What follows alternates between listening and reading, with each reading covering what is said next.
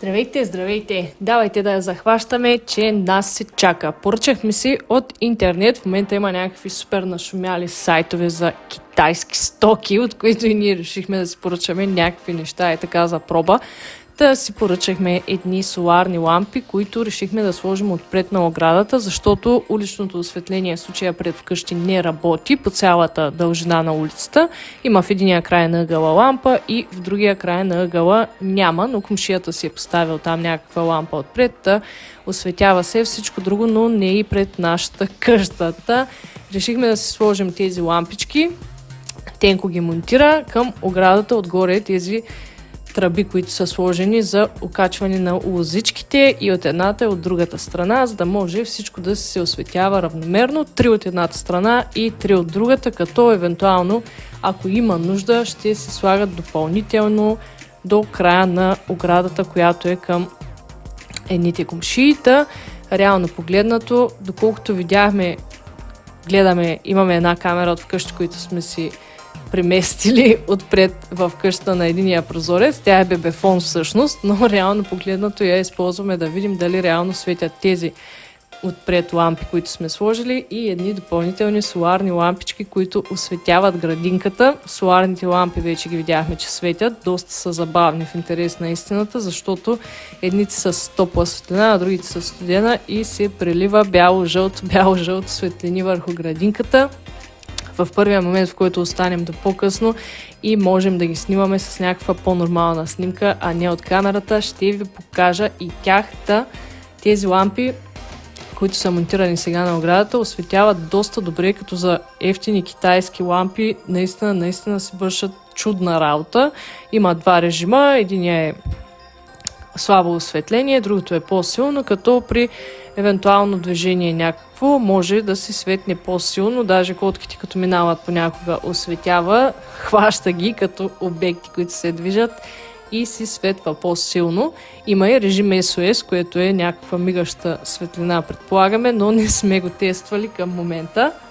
И така, докато си чакаме времето да се подобри малко по-трайно, за да направим санирането на къщата, което планираме седмици наред, обаче все или завалява дъжд, или се случва нещо друго, което да възпрепятства това саниране, си правим някакви странични неща, които ни радват окото и ни мотивират да продължаваме да си действаме. Например, тези лампички, които може да не са кой знае какво, но пък ни доставя удоволствие да ги има и им се радваме. Предстои ни да си сменим също така и електрическите табла и двете в къщата, като преди това трябва малко от малко да разберем кое за къде е, защото има горе 4 или 5 бушона на втория етаж, които наистина нямаме представа кой за какво е, нищо не е обозначено. Хайде, на първия етаж има един главен бушон, който като се спре той, спират абсолютно всички. Нали? Там има една идея по-голяма сигурност и може да се спре тока, за да може да се направи някакъв оглед. Вече другия вариант е от централното табло, което е на улицата. Само трябва да проучим кое е точно нашето прозорче, за да може оттам да се спрем генерално тока и да се работи по тези двете табла. Все пак ще бъде доста по-добре да се направят с ключета, които просто да може да се вдигат като паднат или пък да се свалят, когато му трябва нещо човек да се ремонтира, и да се надпише абсолютно всяко кое за какво е, да може да се знае и да се действа като хората, а не да развъртаме и да завъртаме постоянно всичките бушони, за да разбираме за какво става въпрос и какво сме спряли и какво не сме спряли. Приоритетите сега са кухня, саниране и поставяне на още такива декорации, като междувременно ще се опитаме да си направим тока като хората и продължаваме да действаме с беседката и с тапалата и с всичко, което трябва да се оправи отвън, докъде ще ни стигнат силите и финансовите и физическите, много не е ясно, но все пак имаме мерак и продължаваме да си действаме.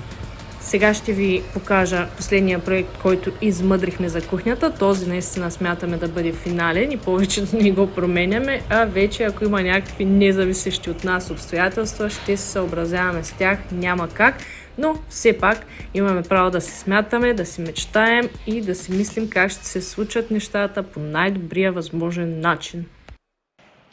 И така, сметките малко изпревариха проекта, но сега ще ви покажа и него, откъде тръгнахме и докъде стигнахме с чертането на кухнята и кое решихме, че ще бъде най-добрият вариант за нас. Сега да видим. И давайте да видим какво беше и какво решихме в последствие. Ето това беше първоначалния проект. Тук са чекмеджета, шкаф за мивката, садомиялна, глух шкаф, бутилиера, друг шкаф и така нататък. Това беше първоначалната идея да сложим тук свободно стояща печка, тук да бъде миялната, но в крайна сметка след като извадихме ВИК-то, то минава тук зад миялната. Зад миялната не трябва да има нищо. Ще я преместим тук и просто ще преправим проекта. Сега ще ви покажа какво измислихме в крайна сметка и какво се получава. Доста добра кухничка, нищо кой знае какво. Ето тук фурна за вграждане, над нея свободно стоящ аспиратор, двойка котлони. Садомиялната ще бъде тук в случая, защото, както ви казах, тук минават тръбите и няма как да съберем садомиялна. Шкафа на мивката, глух шкаф навътре, една вратичка и шкаф с чекмеджета. Отгоре най-прости 3 еднакви шкафа. Тоест, улеснихме работата на майстора доста значително, за да може все пак да се изпълни всичко.